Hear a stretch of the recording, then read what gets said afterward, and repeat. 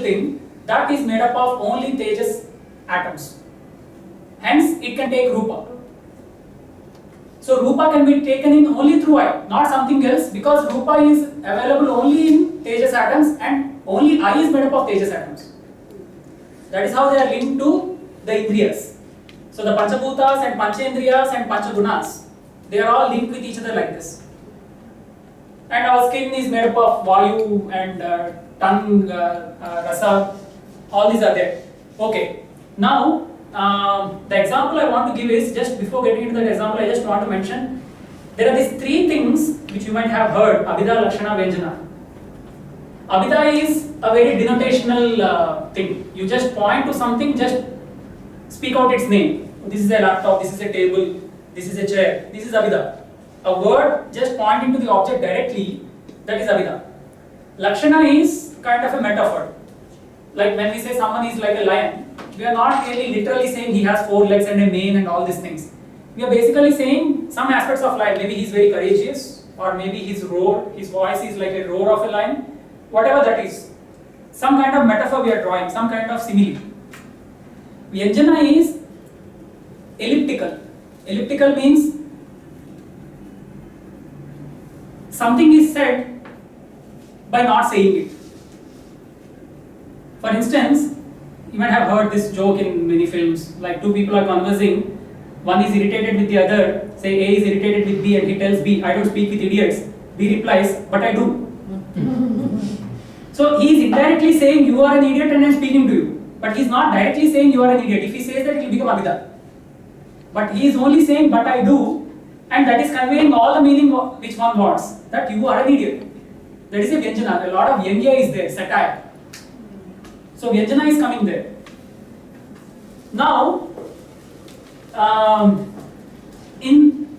one way of saying how art is different from other works is art should be more rich of Lakshana and Vyanjana. It should not be direct. If it is direct, it's like a lecture like this. Oh, this is not direct. So whenever you want to encode something, so basically in art we encode many things. We encode ideas. Ideas, like we speak of mental thing and public thing, mental and material, private and public. So the private ideas we encode in public domain. So there needs to be an encoding mechanism.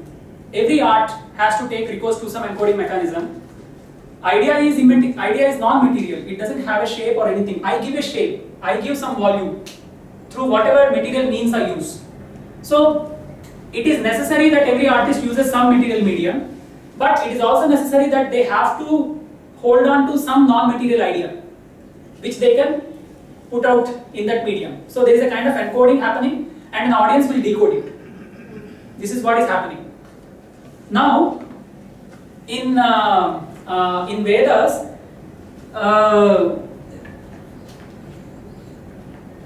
there is a description of Vrishabha.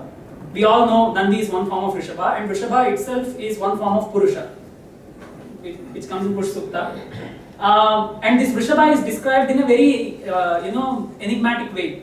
Like it is said that this Vrishabha stands on 3 legs, it has 7 hands, it has 2 heads, it has 4 horns, and it is tied at 3 places. Now this is the description of Vrishabha they give. Now the question is, okay, what kind of entity is this? What is it a bull, or if it is a bull, what is it like this? It is a mythical bull, or what is this? And why are they describing something like this? Such an entity, does it exist or not? One of the readings of that is that this description is of nothing but sound. They are actually describing nothing but sound. Why? The 3 legs on which sound stands are the past tense, present tense and future tense. The 7 hands which it has are the 7 vibhaktis, because these are like the prepositions which connect 2 things. They are like hands which connect 2 things. And the 2 faces which they have are Kari Shabda and Karan Shabda, because one word can be a cause of another word. And the 4 horns which they have are different levels of manifestation of sound. Para, Pashyanti, Madhyama, Vaikari. What we speak verbally is Vaikari. The unmanifested sound is Para. In between there is Pashyanti and Madhyama. And the 3 places where it is tied are the places of origination of sound. There are three different schools here. Some say the three places it is tied are Nabi, Hrid, Kantha. Some others say Nabi, Hrid, Mastishka. So now this is a kind of metaphorical representation of sound as Vrishabha. So when we say Vrishabha has 3 legs and 7 hands and all these things, this is like a Lakshana. You are giving a Lakshana of sound. Now this can be actually found actually in artwork when you see Nandi in the temple. Some of these aspects at least. Because Nandi is a form of Vrishabha, and when you see, most of you would have noticed 3 of its legs are folded and 1 leg is open. It is to indicate that it is standing only on 3 legs. The 4th leg is not touching the ground. And it is tied at 3 places. Usually you may see sometimes 2 knots are at least visible on the back and on the head. Third one may not be visible everywhere. The way they show it has 2 faces. There are 2 ways in which they show. They can sculpt it in such a way that body is like of one bull and head is of another bull, or they can sculpt twice the number of teeth of an actual bull to say that it has 2 faces. So it is encoded in various ways. Now one should ask all these questions. Why are 3 legs folded and 1 is rising? Does it have a back pain or something? You can't, you need some explanation. Na? This explanation is not a physical explanation. You should not look at it as a physical bull. Does the swaram, like Rishabha, the swaram also have some characteristics like this? Maybe Vrishabha and Rishabha, how related are they? We should think. Maybe related or may not be, I don't know. But this is Vrishabha. Okay. That is Rishabha. That question is there, yeah. Even I don't know, but that question is there. No, it is there. Yeah, that is one thing. So now the interesting question is, if Nandi is sound, then what is Shiva? What can ride on sound?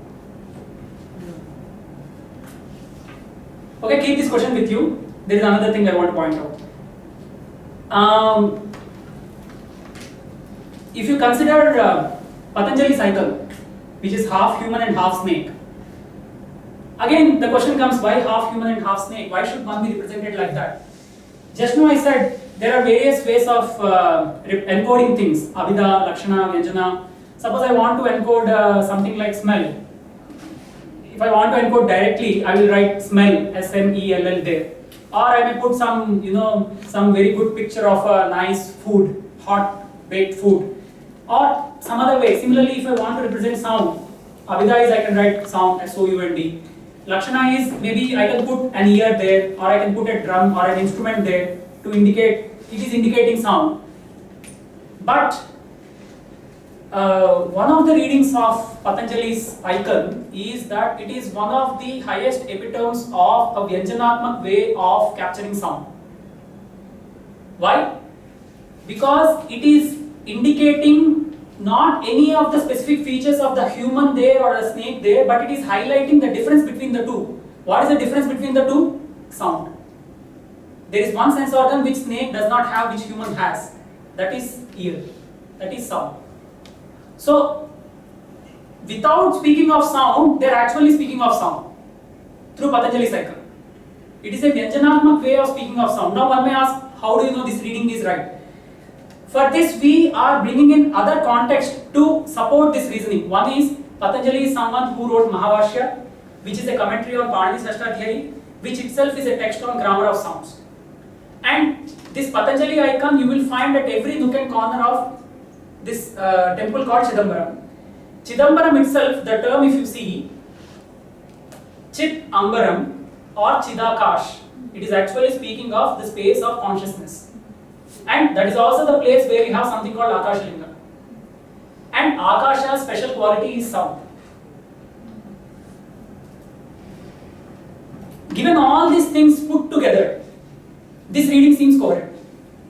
So the more coherent, the more supportive things you have, it's not an historic decoding. We didn't go to see any text or anything like that. It's the concepts which themselves are guiding the thought. Now, coming back to the question, what may be Shiva? What rides on sound? One of the possibilities is Shiva is Artha. meaning. What right sound sound, meaning right sound sound. Another reason for calling Shiva as Artha, again, like we just said, if you want to read a text, you shouldn't stay within the text. You need to take literature outside the text also. And you all might know of this Kalidasa Sloka, Vagadha, Samprukta, Vagadha Pratipatti, Jagata Pitaro, Vande Parvati Parameshwara. Vak and Artha, which are never separable. Word and meaning. Yeah, sound and meaning. It is to them that the parents of the universe, I am bowing to them, and they are like Vak and Artha who are never separable. Now in this, Vak is like Parvati and Shiva is like Artha. So from this also we are kind of getting a connotation that Shiva is Artha. From Nandi being sound as a vehicle, there also we can get a connotation that Shiva is Artha. Now we are not reducing to Shiva, we are not saying Shiva is this only. In this story, he fits to be this. And similarly, who is Nataraja? One who dances in the space of consciousness. What all things dance in our consciousness? Many things, thoughts, feelings, imagination, all these things. These all dance in the space of consciousness. So maybe Nataraja is these things, and he is given an icon like that. So it's only giving an example that whatever we see there encoded in that sculpture, architecture, whatever it is, they are speaking of these deep concepts about reality. They were doing a deep inquiry of the relation between macrocosm and microcosm. This is what one reading is. So yeah, I have to wrap up. If you want to add, you can add it. See, one thing I want to make a point here is, so don't see them as physical human or physical bull or anything like that. Try to go beyond that sculpture which is on the surface. It is saying something more deeper about reality as such. That's the idea. Also, this Vayulinga which is there, Bhakta Kannappa story, we all know Kannappa has put his foot to position where he is going to put his second eye on the Shivalinga. So there the most important thing is touch. And it is that same linga which is called Vayulinga. And touch is the most defining aspect of voice. So one can see some are decodable, some are not yet decoded, but such a reading is possible and they seem more coherent than trying to imagine, okay, maybe there were beings who were half humans and half snakes, we don't see them today. That is a stupid reading and that is doing injustice to them. That's all we are trying to say. So it is very much related to quest of reality, which you will see in many artworks, particularly Indian arts, whatever it is, painting, sculpture, architecture, etc. That's the, yeah. one of the important things perhaps it is a combination of all the five. It has the combination of all the five elements in it. Water also has all the five. As a sand, you take it as all the five. But this is the exact understanding of Panchabhuta in the context of technical terms. This is how we are supposed to understand. Anyway, that's I just want to highlight it. You please give us more brief about Vaiseshika. Vaiseshika. So the way different schools are, describing different number of arcades for reality, Vaiseshika has 7 basic arcades: Dravya, Guna, Karma, Samanya, Visesh, Samvaya, Prabhav. So it is the school which is more close to common sense experience. If you take Advaita or anything, it is more removed from common sense experience. They say this is all Maya, but that is of no help to me. I need to live in this world. I need to carry on my life. So you better give me how this Maya world works, rather than just saying this is Maya. Even if it is Maya, it has a pattern, it has some rules. Give me those rules, so that I will understand and work in this Maya better. The Functioning, yeah. So in that sense, if you take all the Indian schools, they seem to be removed from our immediate experience. Vaiseshik is something which is very close to our experience. It says, okay, there are substances, and each of these substances have qualities, and you can perform actions on these substances, and these substances can be grouped into classes. They are universals or samanya, and you will see some relation called inherence, that something is inherent in something, like solidity is inherent in solids, liquidity is inherent in liquids. So there is a relation called samvaya. And then there is a entity called absence. Absence is also one entity. And they speak of 4 kinds of absence. Something is absent till it comes into existence. That is called pragabhav. And it becomes absent after it is destroyed. That is called pradvamsabhav. And though 2 things are present right now, one is absent in the other. That is called anyonya bhav. And something never comes into being at all. That is called atyanta bhav. So there are various. So they describe world. They have their own rules and relations among these categories. It draws from Buddhism? No, it is independent. It is by one sage called Kanada. Huh? Kanada. Kanada means one who eats atoms. Oh. Ulluka, his another name is Ulluka. He walks only in the night. Oh. So, so owl is a very interesting thing for Vaiseshika. Nyaya and Vaiseshika are actually sister schools. Nyaya, which is of Gautama Muni, and Vaiseshika, they are sister schools. Yeah. So,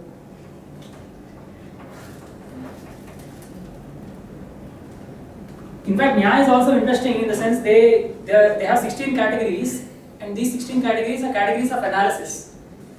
Analysis in the sense they speak of, okay, praman, pratyaksh, pramay, anuman, upaman, all kinds of things.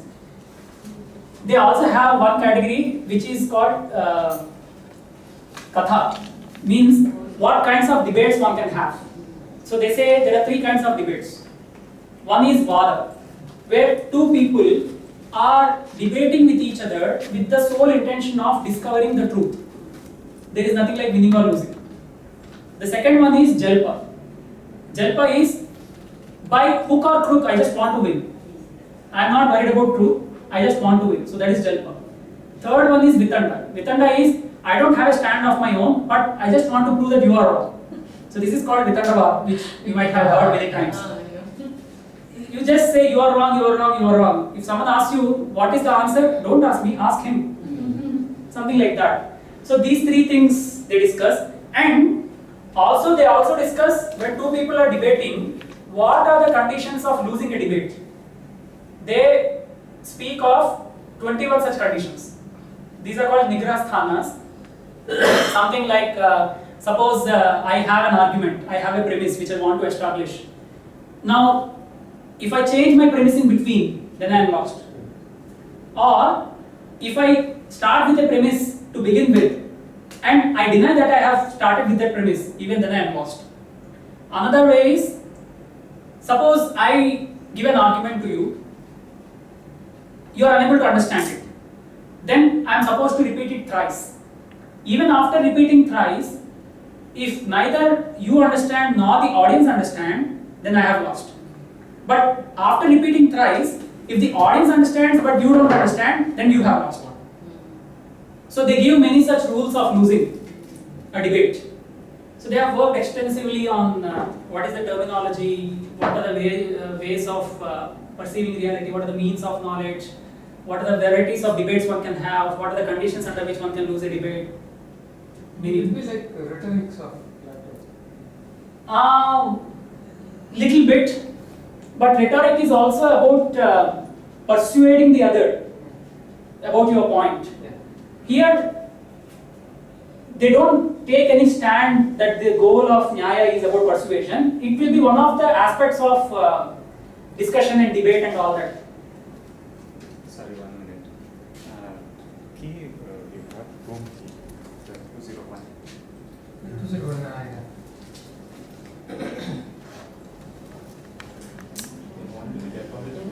Oh, okay.